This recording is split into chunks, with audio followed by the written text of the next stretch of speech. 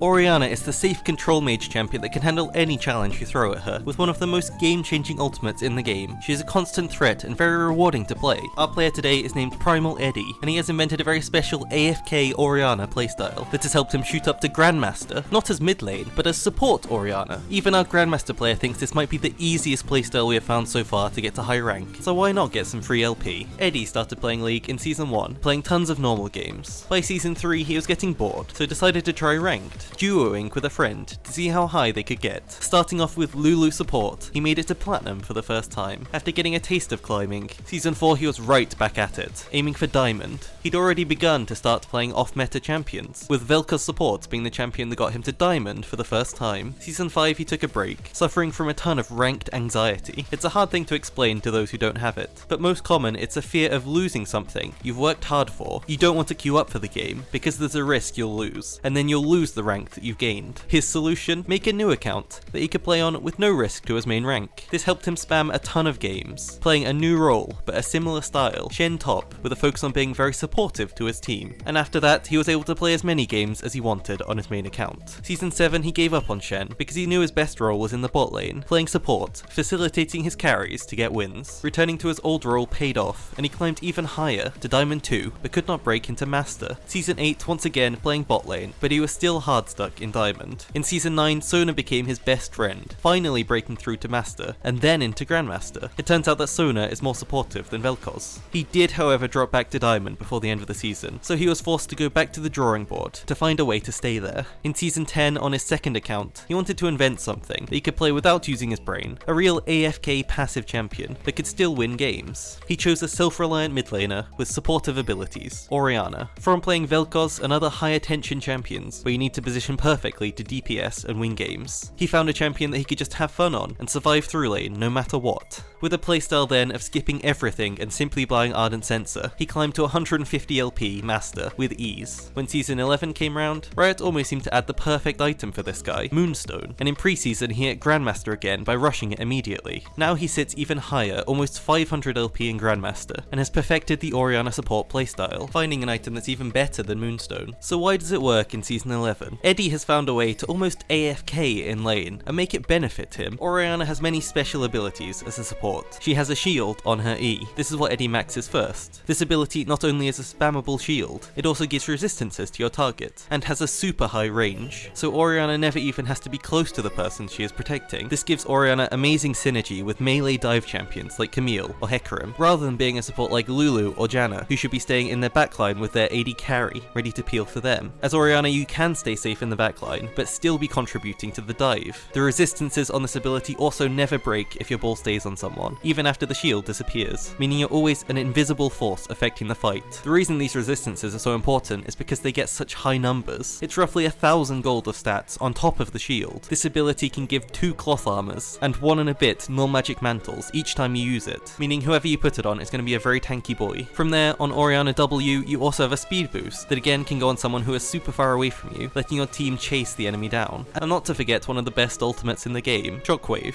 which is normally one of her biggest damage abilities. It's still there, but now turns into a very useful CC tool to create a fight. With a high cooldown reduction build, Eddie can spam this whenever he has the chance to create a pick, and not have to worry about saving it for that 5-man Shockwave. Also, I already mentioned Moonstone, the broken item that has been changed in 6 patches already since it's been released. Balanced team working perfectly, as they always do, but recently Riot also made another support item really overpowered, especially for Orianna, Shirelia's. With this playstyle, Orianna already wants to spam shield and movement speed on her carries, so adding Shirelia's lets her create a ton of plays and picks for her team. Maybe you're just an AD carry, starting a fight in mid. Oh, here comes a melee carry being sped up right into your face. You're out of position and you're dead. Fight is over. So many of the plays in these games start with an Orianna speed up. Speed equals options for your team in any situation. If you need to escape, speed lets you juke skills and run. If you need to get an engage, then speed lets your team break the rules of what engages are possible, giving you the surprise advantage. No one in solo queue is going to expect these engages unless they've seen this video. In a world of OP picks and champions that Riot refuse to remove from the meta even after 5 months, why not pick something that makes them even stronger? Here's an incredible example of it working. A nerfed Hecarim and an Orianna 2 versus 4. Orianna speeds Hecarim up to get a first kill, slowing Galio to keep him in range, kiting out of the Galio ult while still protecting her carry with a super long range. More movement speed, Hecarim can do whatever he wants here, and it's not done. Another EW speed lets Hecarim Hecarim join the next fight, grabbing a final kill for their team. Now I promised this style was AFK, and this is where it starts. In lane at level 1, Orianna takes E. This playstyle is an AFK support, and your goal is to scale through lane, not to dominate it, because you don't need to. Orianna is a great scaling champion. Most AD carries are great scaling champions. All you want to do is get to a later point in the game where your AD carry has items and you can support them. That is his whole goal, and it really works. Eddie helps push wave for level 2, shielding any damage. At level 2, Orianna takes W. Again, this gives him and his AD carry even more safety. If you took Q, you would not be doing much damage, but W can enable damage, just like a Lulu speed up.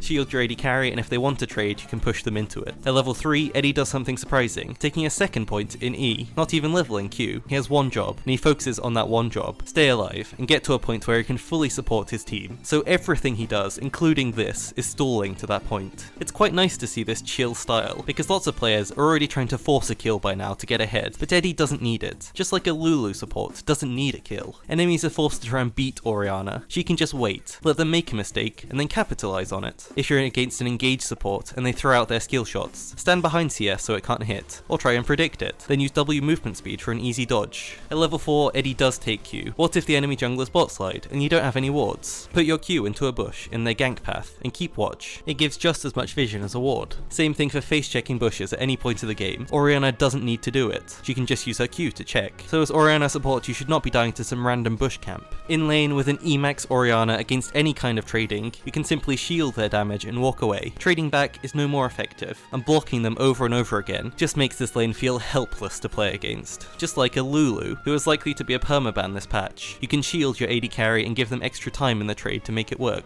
If you see the enemy support roaming, or you need to go get a dragon, Orianna can easily control the wave. A QWE combo shoves faster than any other support, giving you instant lane priority. At level 6, you get ultimate, and Eddie believes that now you become the strongest playmaking enchanter support. Your goal is to land it on anyone and create a target for your team to focus. Squishies are a priority, but you can really use it whenever you have the chance. It is insane at making enemies get out of position. If you are roaming, it will be the reason your roams work. Orianna Shockwave is incredible gank setup when playing mid, so now think of it as a gank assist tool. It's perfect. Try to pull enemies back towards your team while using QW and auto attacks for damage. Just like any support, you can now start to roam for these plays when your wave is pushed or your AD carry is in base. But your AD carry is probably angry enough already that you're playing off meta, so don't leave them for too long. In mid game, you can still chill and keep your brain off if you wish. Eddie's goal is to support any plays his team makes and turn them into good ones. He doesn't have to be pressuring the enemy jungler, looking for an engage, invading. He can be sitting with his team, waiting for them to do something stupid, and then turn it into something not so stupid. Start using Q in every bush you walk past to make sure it's safe. This will really lower your random death counter, and dying too much is one of the biggest reasons people cannot climb. Q can be cast in the bush, then walked away from while it travels, so you can stay away and let it do the work for you. The big secret about how to ward like a challenger player is to ward in locations that cover as many jungle paths as possible. Have a look at this spot. What do you think of it? If you ward here, you are covering enemies that walk in from wolves, mid, their base, bot lane, and blue buff, so you will always get a huge amount of information, wherever they come from, as well as learn where they're going. Compare it to a ward like this. You only see a single path, and do not get any info on where they're going afterwards, so it's almost completely useless. It gives you information that a champion is there for 1 or 2 seconds, then becomes worthless. If you think about this every single time you're warding, your effectiveness as a support will shoot up. And also remember, the later the game goes, the more likely enemies are to have control wards, so your warding spots may need to change as the game goes on. Back to our example, you want to see all of these paths, right? But this bush is a very common control ward spot for the enemies, so your ward needs to avoid it. Place it here instead, so it can't be seen, but you still get all the vision. Same thing on top. If you want to cover these areas, but avoid any control wards, place it around a wall, so that the control ward's vision is interrupted before it disables your ward. Back to Ori, in teamfights try and keep your ball on the most important person. If your bruiser is engaging, he is the one that needs it. By this point, bruiser champions will be the strongest in the game, while your AD carry is still waiting to get items. So in many of these clips, Orianna simply just puts her ball on a melee carry, speeds them up,